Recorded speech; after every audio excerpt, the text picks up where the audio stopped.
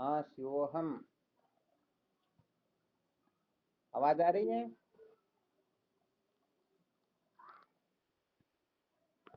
क्या विषय चल रहा था अपना?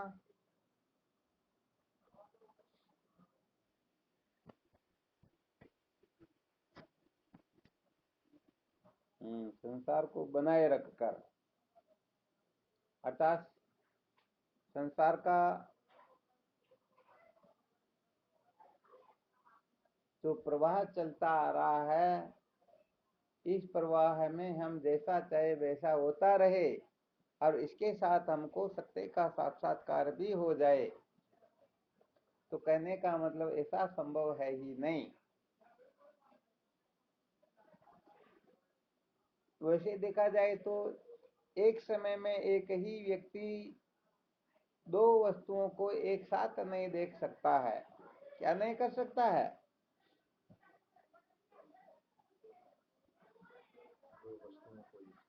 दो वस्तुओं को, भले ही दो वस्तुएं नजदीक नजदीक क्यों न हो, फिर भी वह दो को एक साथ देख नहीं सकता है। अच्छा, कोई फोर और अग्नि को एक साथ रख सकता है क्या?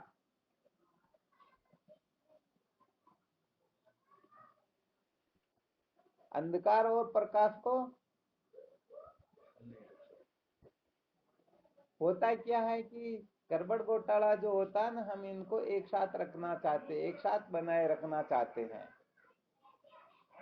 क्या होता है कि कोई साधक किसी महात्मा के सानिध्य में जाकर के एक गुलदस्ता ले जाता तो वह भेंट कर देता है। ध्यान देना अच्छी तरह से। क्या भेंट करता है? गुलदस्ता भेंट कर देते हो। महात्मा क्या करते हैं, उस गुलदस्ते को लेकर के देखने लग जाते हैं। एक दो मिनट तक देखते रहे तो वह साधक सोचता, अरे मेरे को तो देख ही नहीं रहे, मैंने गुलदस्ता इनको सुपुर्द किया, भेंट किया, मैं तो पुण्य तो मैं हुआ। तो वह साधक कहने लगता, भगवान मेरी ओर भी तो देखो ना। तो महात्मा क्या करते, गुलदस्ते को फेंक देते और कहते भाई चलो मैं तुम्हारे को ही देखूं। वह कहता, नहीं नहीं स्वामी जी, इसको भी देखो और मेरे को भी देखो। तो बताओ, ऐसा गड़बड़ घोटाला भगवत प्राप्ति में काम कर सकता है क्या?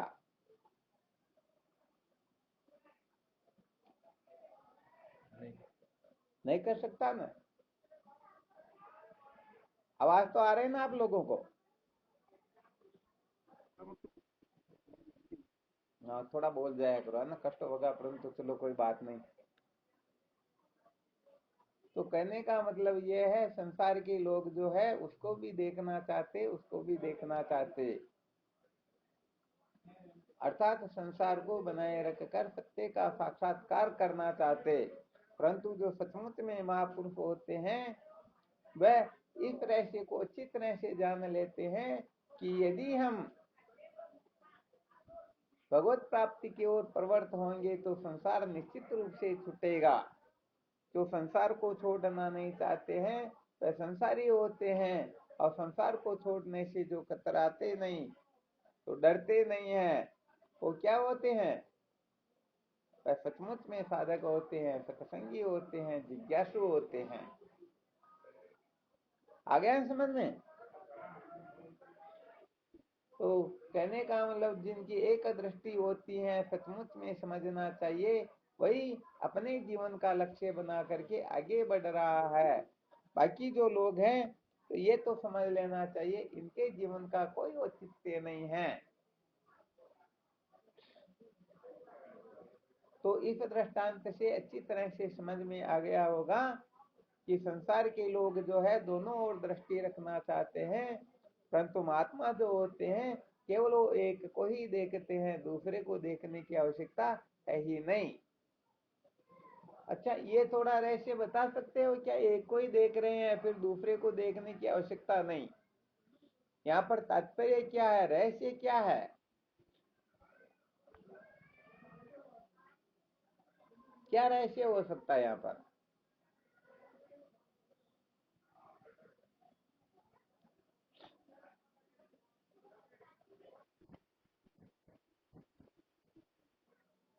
चलो बहुत बहुत अच्छी बात है। तो सत्य बात कहे तो महात्माओं की दृष्टि में परमात्मा के सिवाय और कोई दूसरी वस्तु है ही नहीं। और ईशावास्यम इदम सर्वम सर्व खल्विदम ब्रह्म, इस दृष्टि से देखा जाए तो सब क्या है, परमात्मा का ही स्वरूप है ना, उसे भिन्न कोई वस्तु है ही नहीं। जब भिन्न कोई वस्तु है ही नहीं तो उसको देखे या इसको देखे, बात तो एक ही हुई ना। तो जो सचमुच में महापुरुष होते हैं उनकी दृष्टि अस्थि भांति प्रिय पर होती है, और बाकी जो संसार के लोग होते हैं उनकी दृष्टि नाम रूप पर होती है। तो यहाँ पर यह सिद्ध हो गया, जिनकी दृष्टि नाम और रूप पर है वह संसारी है, और जिनकी दृष्टि अस्थि भांति प्रिय पर है वह समझो महात्मा है, वह समझो ज्ञानी है। और जिनकी दृष्टि न तो अस्थि भांति प्रिय पर पूरी है न नाम रूप पर पूरी है, वो समझो एक प्रकार से साधक जिज्ञासु ही समझने चाहिए, क्योंकि अभी तक उनको सचमुच में सत्य का साक्षात्कार ठीक प्रकार से हुआ ही नहीं। देख लो बोल के, यदि सत्य का साक्षात्कार हो जाता, कोई सुनना चाहे तो अन्य देना हाथ। तो कोई यदि सत्य का साक्षात्कार करना चाहता हो तो उसके लिए एक ही नियम है कि नाम रूप से दृष्टि को हटाना होगा।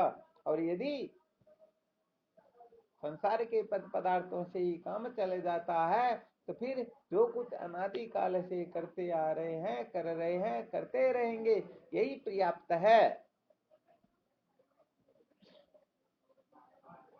तो बताओ, एक दृष्टि बनानी होगी या नहीं बनानी होगी? हाँ बिल्कुल सत्य।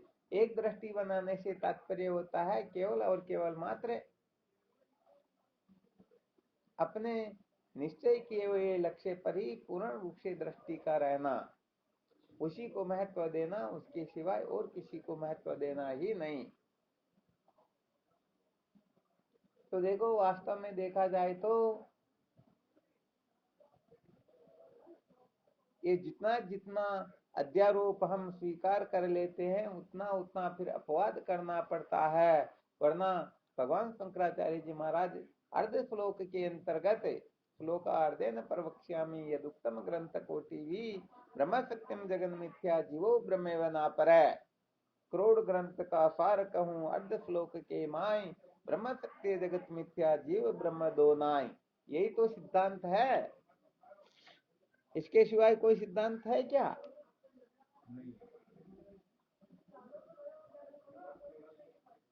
नहीं है ना सिद्धांत। हाँ, तो इसको अच्छी तरह से समझ लेना चाहिए। ये यदि कोई अच्छी तरह से हृदयंगम कर ले, अस्पर्धा न करे, इस रहस्य को अच्छी तरह से श्रुति युक्ति अनुभूति से इसका अप्रोक्ष कर ले, तो सच्ची बात यह है कि वह सदा सदा के लिए सर्व दुखों से सदा सदा के लिए छुटकारा प्राप्त करके परमानंद का अनुभव कर ही लेता है। आ गया ना अच्छी तरह से समझ में?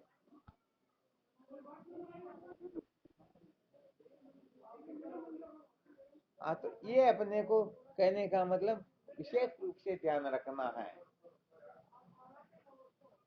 और जो सचमुच में अपने जीवन का लक्ष्य अस्थि भांति प्रिय है, जो समस्त नाम रूप प्रपंच का अधिष्ठान है, उसके साक्षात्कार को अपने जीवन का लक्ष्य बना लेता है, वह इस बात को अच्छी तरह से जाना जाता है कि नाम रूप से ऊपर उठे हुए बिना अस्थि भांति प्रिय का साक्षात्कार होता ही नहीं। अर्थात समझो, ये अस्थि भांति प्रिय जो छुपे हुए हैं और नाम रूप जो हमको प्रकट दिखाई देते हैं। एक बार शायद प्रैक्टिकल करके बताया था, एक कागज के ऊपर पेन से भगवान लिख करके दो अक्षर ऊपर लिख दिए और दो नीचे लिखे भगवान। अब उसको कोई पढ़ेंगे तो क्या कहेंगे, क्या लिखा हुआ है? भगवान कहेंगे या नहीं कहेंगे? अरे भाई, अक्षर लिखे हुए को बोलना, भगवान क्या है क्या नहीं वो नहीं कहना, परंतु कम से कम भगवान तो लिखा हुआ पढ़ेंगे ना। अब उसके ऊपर एक सिक्का रख दो, तो बताओ भगवान दिख रहे या सिक्का दिख रहा? सिक्का दिखेगा। सिक्का दिखेगा ना। तो कहने का मतलब सिक्के की तरह नाम रूप है और भगवान की तरह अस्थि भांति प्रिय है।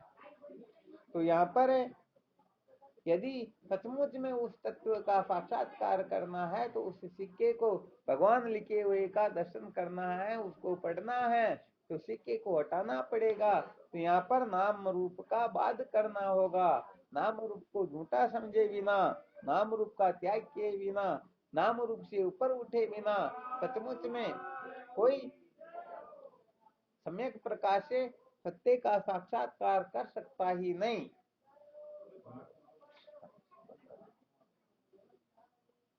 तो भाई इसमें तो कोई दाव पेंच नहीं है ना।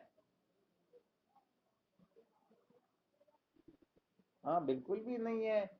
कहने का मतलब हम ये नहीं कहते कि आप इसी समय सत्य का साक्षात्कार करो, जब भी आपकी मर्जी हो, आज समझो चाहे कल, बेगा समझो चाहे मोड़ा, ठीक है ना, पलक में समझो चाहे कल्प में, जिस दिन हम समझेंगे उस दिन नाम रूप का बाध करना होगा, नाम रूप को मिथ्या समझना होगा, नाम रूप से ऊपर उठना होगा। इस नाम रूप को महत्व दे करके कोई अस्थि भांति प्रिय का साक्षात्कार कर नहीं सकता। वैसे देखा जाए तो जिनकी समझ सूक्ष्म हो जाती है तो नाम रूप भी अस्थि भांति प्रिय से भिन्न नहीं है, परंतु ये थोड़ा सूक्ष्म विषय हो जाता है। इसलिए कम से कम जिन जिन पर हमारी दृष्टि है उनको न देख करके, क्योंकि विशेष जो रहस्य बताया गया अभी थोड़ी देर पहले जो आपको दृष्टांत सुनाया ना, तब ब्रह्मवेता महापुरुष जो होते हैं वह गुलदस्ता लेकर के गया, वो महात्मा उसे ही देखने लगे, परंतु उसने सोचा कि ये इसको ही देख रहे, मेरे को तो देख ही नहीं रहे। तो कहने का मतलब उन्होंने उसी समय गुलदस्ते को फेंक दिया और उनको देखने लग गए। तो वह कहने लगा नहीं नहीं महाराज जी, मेरे को भी देखो और उसको भी देखो। तो यहाँ पर क्या होता है, असली वस्तु ये होती है कि हम ठीक तरह से देख नहीं पाते हैं। क्या नहीं कर पाते हैं? देख नहीं पाते। हम केवल मात्र नाम रूप को ही देखते हैं। नाम रूप के नीचे जो अधिष्ठान रूप से अस्थि भांति क्रिय छिपा हुआ है वहां तक हमारी दृष्टि जाती ही नहीं। क्यों नहीं जाती? क्योंकि वो नाम और रूप जो है वह ऊपर होने से हमको वही वही दिखाई देता है। तो अनादि काल से हम क्या कर रहे हैं, केवल और केवल मात्र नाम रूप के ही चक्र में पड़े हुए हैं, नाम रूप को ही महत्व देकर बैठे हुए हैं, नाम रूप से बिन किसी को सत्य समझते ही नहीं। इसीलिए नाम रूप का थोड़ा बहुत भी कहने का मतलब इसका अपमान आदि होने लगे तो हम मरने मारने पर उतारू हो जाते हैं। तो भाई स्वाभाविक रूप से इस जगह यह बात सिद्ध हो जाती है कि जो अस्थि भांति प्रिय के रहस्य को नहीं समझते हैं, सचमुच में यही नाम रूप के चक्कर में पड़े रहते हैं, अथवा जो नाम रूप को महत्व देते हैं वो सचमुच में अस्थि भांति प्रिय से बहुत दूर रह जाते हैं। तो यहाँ पर कुल मिलाकर के इन किन प्रकारेण साधकों को अस्थि भांति प्रिय का साक्षात्कार करना चाहिए, अस्थि भांति प्रिय को ही महत्व देना चाहिए। अर्थात अस्थि भांति प्रिय सिंधु में नाम रूप जंजाल किति आत्म स्वरूप निजवे तत्काल निहाल। यदि तत्काल ही निहाल होना हो तो अस्थि भांति प्रिय का साक्षात्कार करना ही होगा, क्योंकि अस्थि भांति प्रिय जो है इसी का नाम परमात्मा है और नाम रूप का नाम संसार है, इसी को माया कहते हैं। तो बताओ, माया को बनाए रख करके, माया को पकड़े रख करके, माया के पीछे पागल होकर के कोई अधिष्ठान आत्मा तत्व का ठीक ठीक बोध प्राप्त कर सकता है क्या? अरे भाई ये दोनों विपरीत दिशाएं हैं। माया की ओर भगने का मतलब संसार की ओर जाना और आत्म तत्व की ओर प्रवृत्त होने का मतलब यह अंतर की ओर जाना। तो बाहर संसार होता है, अंतर आत्मा होती है। अतः जो बाहर से विरक्त होकर के अपने मुख को इस ओर कर देते हैं, देखो होता क्या है, ये अपनी इंद्रियां जो है विधाता ने बहिर्मुख ही बनाई है। क्या बनाई? बाहर मुख बनाई। इसलिए ये बाहर ही देखती हैं। आंख, नाक, जीभ, त्वचा, कान, किसी भी इंद्रिय को लीजिए, ये बाहर देखती या नहीं देखती हैं? बाहर देखती। भीतर देखती क्या? नहीं देखती। नहीं देखती हैं। तो संत शास्त्र गुरुदेव क्या करते हैं? संत शास्त्र जो है कुल मिलाकर के अपने नेत्रों की पुत्रियों को उलट देते हैं, अर्थात ये बाहर न देख करके फिर भीतर देखने लग जाती हैं। तो यहाँ पर कुल मिलाकर के कम से कम एक कक्षा तो ठीक प्रकार से उत्तीर्ण कर ही लेना चाहिए, अर्थात हम बाहर न देख करके भीतर देखना प्रारंभ कर दे, अर्थात कम से कम हमारी दिशा जो है गलत थी उसको ठीक कर ले। तो यदि अंतर की ओर प्रवृत्ति हो गई, हम मुड़ गए, तो समझो हमारा मुख जो पहले नाम रूप की तरफ था, अब नाम रूप की ओर पीठ हो गई, और अस्थि भांति प्रिय की तरफ जो पीठ थी वह सन्मुख हो गया।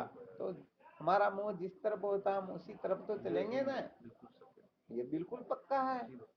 तो अपने को कुल मिलाकर के अच्छी तरह से आकलन करके देख लेना चाहिए कि मेरी जो स्वतः प्रवृत्ति, मेरा जो मुख है, मेरा जो दृष्टिकोण है, मेरा जो लक्ष्य है, वह बाहर है या अंतर है। यदि बाहर है तो निश्चित रूप से भटकने के सिवाय कुछ नहीं मिलेगा, और यदि अंतर है तो समझो जीवन सार्थक हो जाएगा।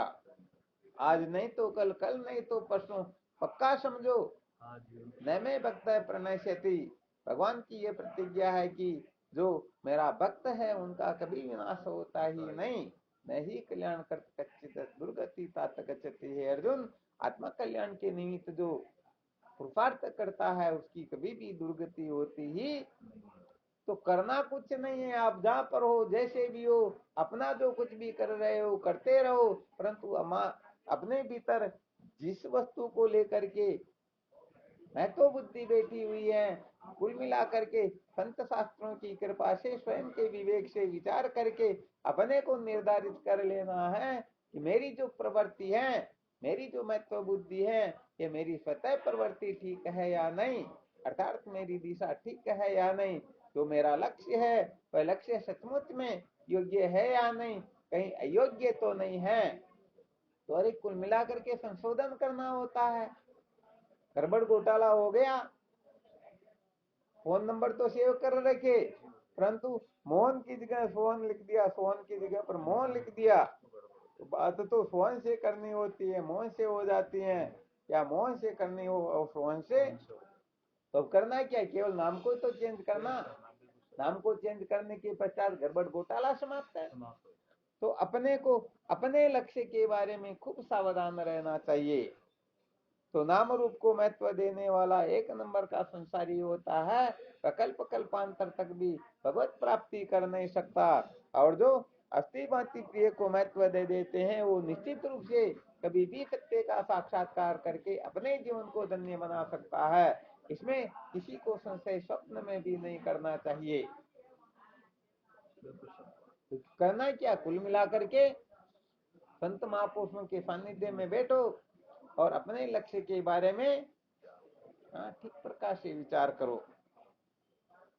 अरे कम से कम ज्यादा नहीं तो भी इतना तो हम कर सकते हैं ना। अनादि काल से जिन शब्दादि विषयों के पीछे पागल होकर के हमने अनादि काल से इस जीवन को व्यर्थ बर्बाद किया, अब तो वो तो नहीं करना ना। वो भले समझ में ना आए लक्ष्य, परंतु ये तो समझ में आ जाना चाहिए कि जो जो हम कर चुके हैं इसके द्वारा परम शांति मिलने वाली, इसे चित्त की विश्रांति होने वाली है ही नहीं।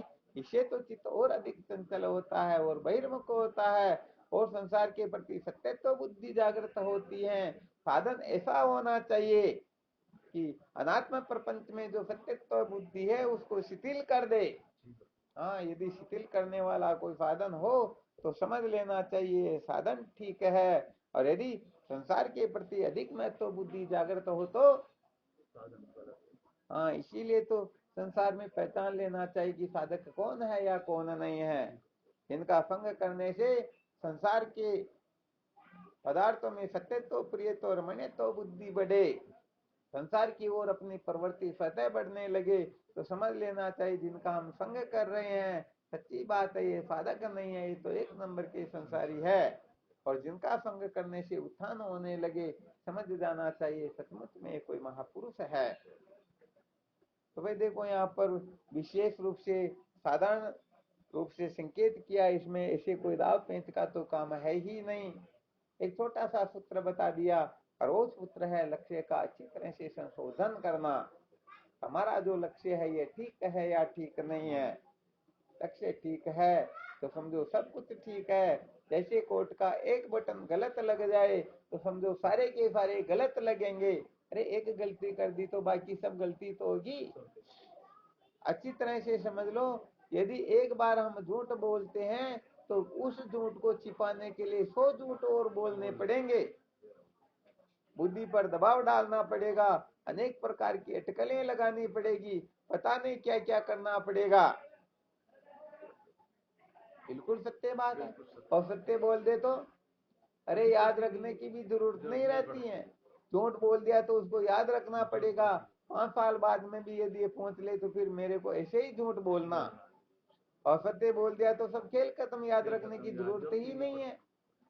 तो बस अधिष्ठान को महत्व दे दिया, अस्थि भांति प्रिय को महत्व दे दिया, परमात्मा तत्व को महत्व दे दिया तो समझो सचमुच में संसार उनके लिए कोई मायने नहीं रखता है। और यदि संसार के प्रति महत्व बुद्धि है तो फिर कहने का मतलब बड़ा मुश्किल काम है। हाँ कोई विशेष ही कृपा हो तो बात अलग है, वरना ऐसे जीव संसार से छूटने वाले होते नहीं है।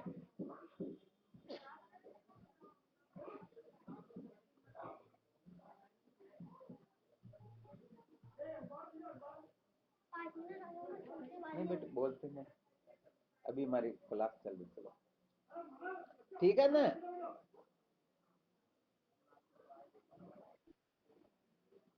तेज सिंह जी महाराज कुछ कहना चाहते हैं क्या?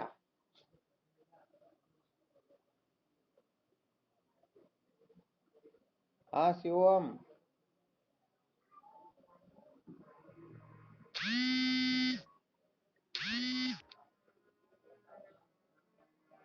अरे बोलते भी नहीं हो इसका मतलब सत्संग में उपस्थित नहीं हो क्या? अच्छा अच्छा वाह ठीक, तो बोल तो जाया करो, कम से कम मुझे ही पता लगे कि भाई सत्संग तो सुन रहे कम से कम।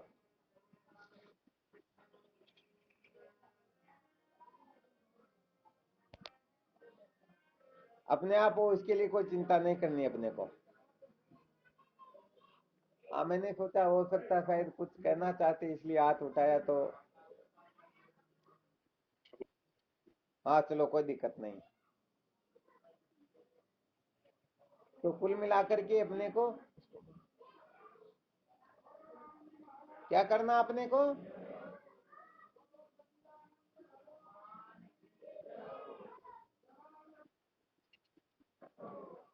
अपने लक्ष्य का निर्धारण करना है।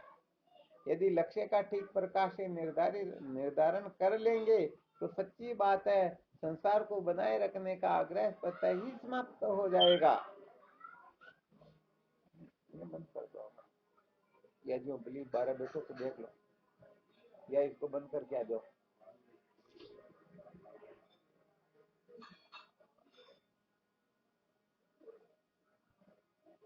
ठीक बात है ना।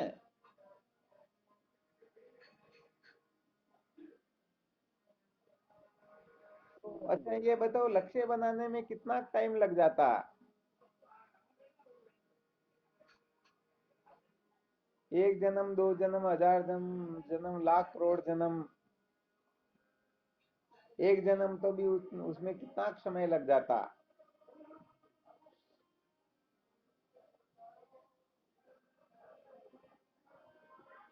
कोई नहीं बोल रहे क्या बात, किसी को आता नहीं या? अरे धर्म संकट में पड़ जाते हो क्या? अरे तो अपने ग्रुप में तो बहुत सारे ज्ञानी भी बैठे हुए हैं ना भाई, कम से कम वो तो कह सकते हैं भाई हमने इतने दिन में लक्ष्य बना लिया था।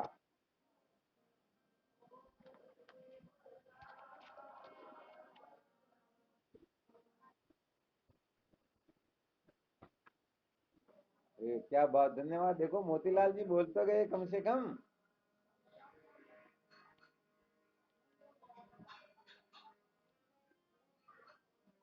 जब वैसे देखा जाए तो जो केवल मात्र जिसके हृदय में ये चिंतन चलने लग जाता है कि ये संसार जो है सचमुच में सुख स्वरूप नहीं है, संसार के भोग पदार्थों को प्राप्त करके हम अजर अमर नहीं हो सकते हैं, आज दिन तक हमको यदि सच्ची शांति नहीं मिली तो अब आगे भी मिलेगी नहीं, ये संसार सचमुच में साथ देने वाला नहीं, ऐसी कुछ कुछ बातें भी यदि हृदय में उठने लग जाए तो समझो उनके जीवन का कुछ न कुछ लक्ष्य निर्धारित होने वाला है या नहीं है। हाँ, बहुत अच्छी बात है। तो जिनका लक्ष्य निर्धारित हो गया हो उसे क्या करना चाहिए?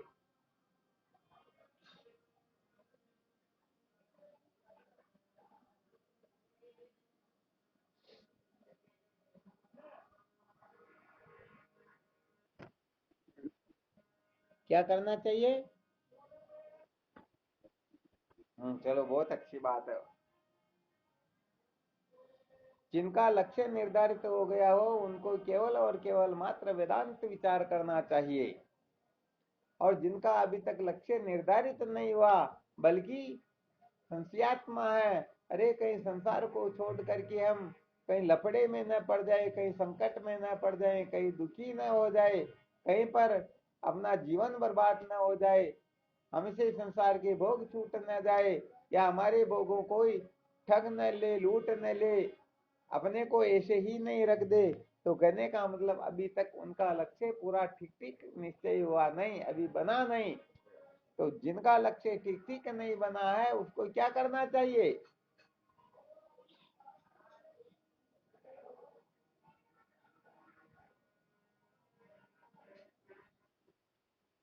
क्या करना चाहिए? क्या करना चाहिए?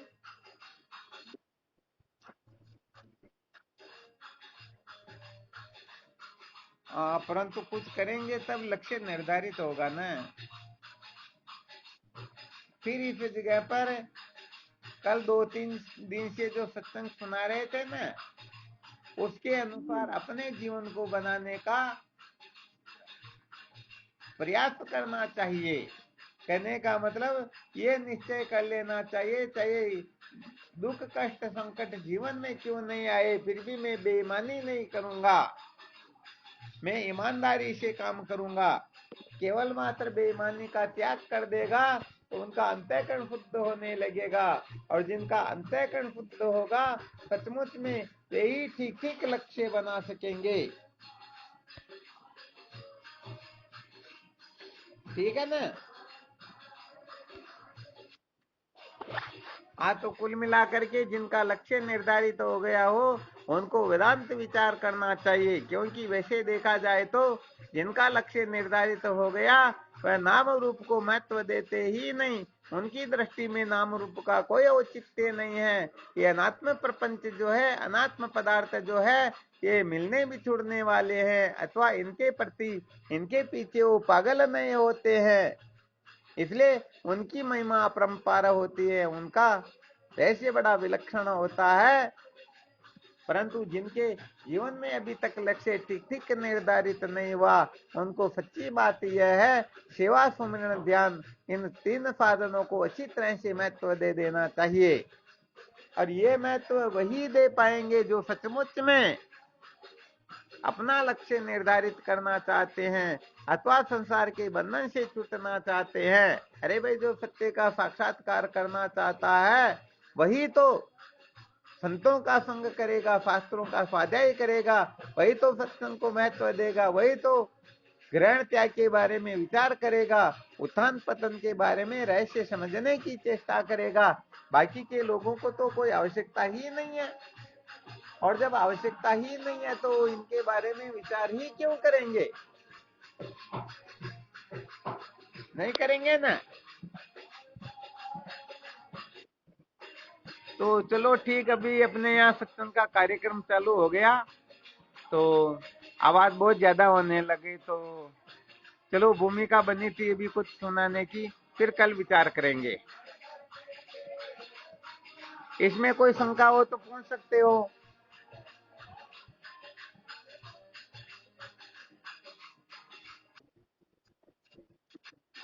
हाँ बिल्कुल सत्संग है ना यहाँ पर, तो कार्यक्रम चालू हो गया।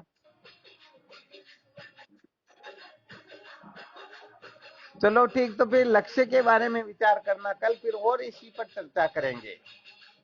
और अपना जो मेन विषय चल रहा है उसका चिंतन तो बिल्कुल चलता ही रहेगा, क्योंकि अंतःकरण शुद्ध हुए बिना ये ब्रह्म विद्या जो है ये प्रिय नहीं लगेगा।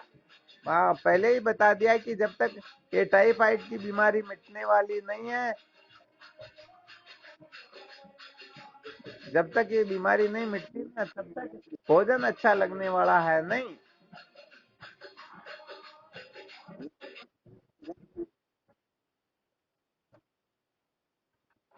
हाँ बिल्कुल सत्य बात, बहुत अच्छी बात है। चलो ठीक, फिर करते रहो चिंतन मनन, ठीक है ना। शिवोहम।